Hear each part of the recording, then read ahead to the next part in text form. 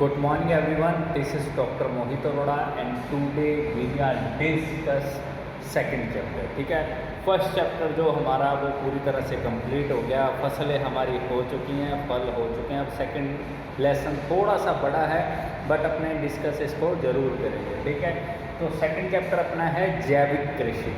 ठीक है, जैविक कृषि अपना सेकंड लेसन है। पूरा लेसन ही जैविक कृषि, जैविक खेती पर आधारित है। ठीक है, तो पहला है अपना जैविक खेती। ठीक है, तो जैविक खेती होता क्या है, पहले तो अपने को वो डिस्कस करना है कि जैविक खेती, व्हाट इज़ जैविक खेती, होता क्या है। ठीक है, देखो दिख नहीं रहा हुआ तो मैं इसकी थोड़ी विजिबिलिटी बढ़ा देता हूँ। ठीक है, ताकि तुम्हें दिख जाए। ठीक है, दिख रहा होगा सभी को। ठीक है, तो जैविक कृषि होता क्या है उसको अपने डिस्कस करते हैं। जैविक खेती मृदा परिस्थिति को बनाए रखते हुए, मृदा परिस्थिति का मतलब है मृदा के अंदर जो सूक्ष्म जीव हैं उनका संतुलन बनाए रखना है, उन्हें नुकसान नहीं पहुंचाना। ठीक है, मृदा परिस्थिति को बनाए रखते हुए पर्यावरण को बिना नुकसान पहुंचाए। ठीक है, हमारे चारों ओर का जो पर्यावरण है उसको कोई नुकसान नहीं पहुंचना चाहिए। पक्षी को, मनुष्य को, किसी जीव को, पेड़ पौधों को नुकसान नहीं पहुंचना चाहिए। वह लोगों को स्वास्थ्य बनाए रखते हुए। ठीक है, देखो पेस्टिसाइड से क्या हो रहा है, आजकल कैंसर बढ़ रहा है। तुम्हें पता है पंजाब में कैंसर गाड़ी जाती है बीकानेर से, तो कैंसर ज़्यादा बढ़ रहा है। क्यों बढ़ रहा है? क्योंकि लोगों का स्वास्थ्य खराब हो रहा है, ज़्यादा पेस्टिसाइड का उपयोग किया जाए। ठीक है, तो इसके लिए क्या करनी चाहिए, जैविक खेती करनी चाहिए। ठीक है, मृदा परिस्थिति को बनाए रखते हुए पर्यावरण को बिना नुकसान पहुंचाए लोगों का स्वास्थ्य बनाए रखते हुए खेती करना क्या कहेंगे, जैविक खेती कहेंगे। ओके, तो ये एक आपकी जैविक खेती की परिभाषा होगी, इसे तुम कॉपी में नोट कर सकते हो। किताब में बहुत सारी दी हैं, तो मैंने क्या एक सही और फिक्स डेफिनेशन बनाई है, इसको तुम लिख लेना। नेक्स्ट अपना प्रमाणित जैविक खेती।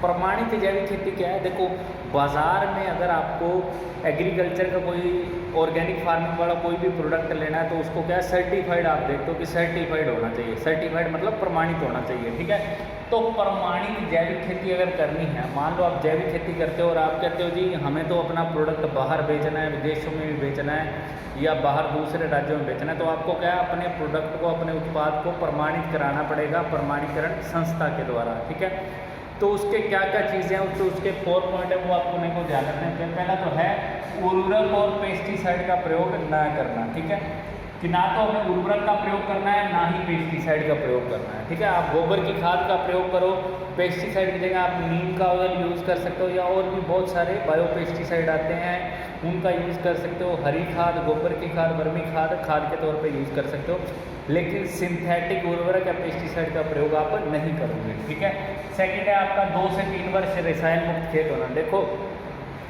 आप कितने सालों से रसायनों वाली खेती कर रहे हो, तो जो भी रसायन प्रयोग करते हैं उनका 2 से 3 वर्ष तक प्रभाव रहता है। 3 वर्ष के बाद क्या आपका जो प्रोडक्ट होता है वो पूरी तरह से ऑर्गेनिक हो जाता है। ठीक है, तो 2 से 3 वर्ष तक रसायन मुक्त खेत रहेगा, उसके बाद क्या है आप प्रमाणीकरण करा सकते हो अपने उत्पाद का। तीसरा पॉइंट है अप्रमाणित उत्पाद से दूरी। ठीक है, आपके खेत के पास में कोई दूसरा बंदा फार्मिंग कर रहा है, ठीक है, वो पेस्टिसाइड छिड़क रहा है, तो वो भी उड़कर क्या है आपके खेत पर आ जाएगा। तो ऐसे अप्रमाणित उत्पाद जो प्रमाणित नहीं है ऑर्गेनिक फार्मिंग से, ऐसे उत्पादों से भी आपको दूरी बना के रखनी है।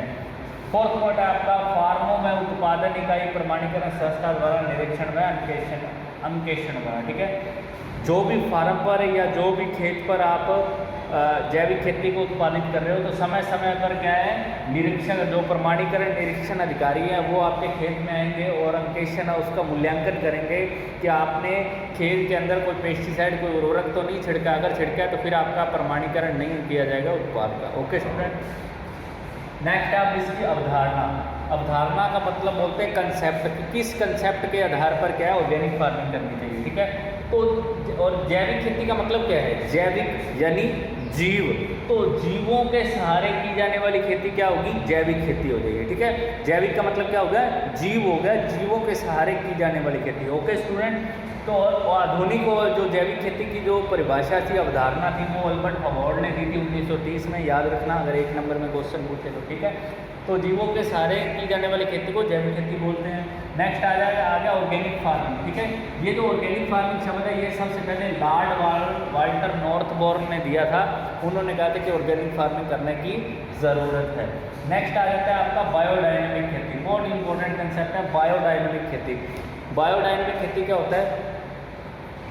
ग्रह नक्षत्रों के आधार पर की जाने वाली खेती, ठीक है। ग्रह नक्षत्रों के आधार पर की जाने वाली खेती मतलब क्या? देखो, इसको खेती को दिया था रुडोल्फ स्टेनर ने। रुडोल्फ स्टेनर ने इस खेती का प्रतिपादन किया था। ग्रह नक्षत्र का मतलब है सूर्य और चंद्रमा की गति को देखकर फार्मिंग करना। उदाहरण के लिए मैं तुम्हें बताऊं, अमावस्या के टाइम पर बुआई नहीं करनी चाहिए, नहीं तो अंकुरण पर बुरा प्रभाव पड़ता है, ठीक है। अगर पूर्णिमा के टाइम अगर आप बुआई करते हो तो अंकुरण आपका अच्छा होगा, ठीक है। और जो बुआई है जनरली सुबह के समय करनी चाहिए और कटाई है ज़्यादातर शाम के समय करनी चाहिए। ये ग्रह नक्षत्रों के आधार पर करना सही रहता है। तो इस खेती का जो प्रतिपादन है वो डॉक्टर रुडोल्फ स्टेनर ने किया था, ग्रह नक्षत्रों के आधार पर खेती करना, ठीक है। नेक्स्ट आ जाता है हमारा जैविक खेती के सिद्धांत। जैविक खेती के क्या क्या सिद्धांत है, किस सिद्धांतों को अपनाकर हमें जैविक खेती करनी चाहिए? तो पहला है स्वास्थ्य का सिद्धांत, ठीक है। कि जो हम जो खेती कर रहे हैं वो क्या स्वस्थ खेती हो, क्या हो? स्वस्थ खेती हो, मतलब उस उत्पाद को खाने के बाद किसी को कोई भी बीमारी ना हो जाए। जनरली ज़्यादा पेस्टिसाइड वाली चीज़ें जब खाते हैं तो किसी का हार्ट फेल हो जाता है, किसी की किडनी फेल है, किसी को कैंसर होने लगता है, ठीक है। तो मनुष्य को पूरी तरह से स्वस्थ रखे, उसमें सारे पोषक तत्व हों, ऐसा उत्पाद बनाना, इस तरह की खेती करना क्या होता है? जैविक खेती होता है। और हमारे कुछ यहाँ पर किसान करते भी हैं। सपोज एक ढाबा के अंदर फार्मर है, ढाबा में है शायद, गोलावाली में ढाबा में है शायद, वो ऑर्गेनिक फार्मिंग करते हैं और वो अपना गेहूँ 25-30 रुपये किलो बेचते हैं और उनका गेहूँ क्या है? पूरा ऑर्गेनिक होता है। नेक्स्ट अपना पारिस्थितिकी का सिद्धांत। पारिस्थितिकी का मतलब है हमारे चारों ओर का जो वातावरण है उसको क्या है अपना बिल्कुल सही रखें, किसी पक्षी को नुकसान ना हो। सपोज मान लो आपने पेस्टिसाइड छिड़का और कोई पक्षी आकर उसे खा गया तो वो पक्षी क्या मर जाएगा, या फिर अपने आसपास जो पेड़ है उन पर पेस्टिसाइड का भी प्रभाव पड़ता है। तो परिस्थिति को कोई नुकसान नहीं होना चाहिए, ठीक है। तो इस तरह की खेती करनी है। थर्ड है निष्पक्षता का व न्याय संगत सिद्धांत। निष्पक्षता और न्याय संगत का सिद्धांत क्या कहता है? कि किसी के साथ भेदभाव ना हो, सबके साथ न्याय हो। अब यहाँ सबके साथ न्याय की मतलब क्या है? जो आपकी खेत की मिट्टी में सूक्ष्म जीव रहते हैं, जब आप पेस्टिसाइड छिड़कते हो ना तो आपके जो मित्र कीट होते हैं या लाभदायक सूक्ष्म कीट है वो भी मारे जाते हैं, ठीक है। तो उनका तो नुकसान हो गया। आपने हालांकि हानिकारक कीटों के लिए पेस्टिसाइड को छिड़का था लेकिन वो भी तो मारे गए, तो उनके साथ आपने न्याय नहीं किया। तो न्याय पक्ष और न्याय संगत आपको खेती करनी चाहिए, किसी को नुकसान ना हो। और फोर्थ है सेवा का सिद्धांत। सेवा का सिद्धांत का मतलब क्या है? देखो, अगर आप ऑर्गेनिक फार्मिंग करते हो तो आने वाली पीढ़ियां स्वस्थ रहेंगी, लोग स्वस्थ रहेंगे और लोगों को स्वस्थ रखकर आप उनकी सेवा करने का काम कर रहे हो, ठीक है। तो सेवा का सिद्धांत होना चाहिए ऑर्गेनिक फार्मिंग के अंदर। ऐसा नहीं है ज़्यादा महंगा प्रोडक्ट लगा लो, ठीक है, वो भी सेवा नहीं है, ठीक है। अच्छा सही रेट लगाओ और लोगों को स्वस्थ रखो, ठीक है। जनरली होता क्या है कि जो फार्मर जो होते हैं, किसान अपने घर जो खेती करते हैं उसमें कोई पेस्टिसाइड नहीं उगाते और जो बाजार बेचना होता है उसमें धाप के पेस्टिसाइड उर्वरक डालते हैं, ठीक है। तो वो सेवा नहीं है। सेवा है कि जो आप जैसा खाते हो वैसा ही आप बेचो, वो सेवा का सिद्धांत है, ठीक है। लास्ट अपना क्या है? जैविक खेती के उद्देश्य क्या क्या हैं, ठीक है। तो इसके 4 उद्देश्य हैं। क्या है? 4 उद्देश्य हैं। ये थोड़ा सा अभी दिखने में प्रॉब्लम आएगी बट चलो कोई बात नहीं, इसको अपने कल डिस्कस कर लेंगे, ठीक है। तो ये अपने मैंने स्टार्टिंग के अंदर चीज़ें बताई हैं। देखो, तुम्हारी किताब में थ्योरी बहुत ज़्यादा दी हुई है लेकिन मैंने जो पॉइंट यहाँ पर लिखे हैं उन पॉइंटों को तुम याद करोगे और उनके अंदर मैंने सिर्फ कंसेप्ट का बताया है। थ्योरी मैं तुम्हें बता दूंगा, थ्योरी तुम खुद पढ़ोगे तुम्हें खुद क्लियर हो जाएगा, ठीक है। बाकी जो कंसेप्ट सारे हैं वो सारे कंसेप्ट क्या है? क्लियर कर दिए गए हैं, ठीक है। आगे भी जो जो पॉइंट होंगे, जो जो हेडिंग होंगी, उनके सारे पॉइंट का जो कंसेप्ट है वो मैं अच्छे से क्लियर कर दूंगा, तुम्हें कहीं कोई प्रॉब्लम नहीं आएगी, ठीक है।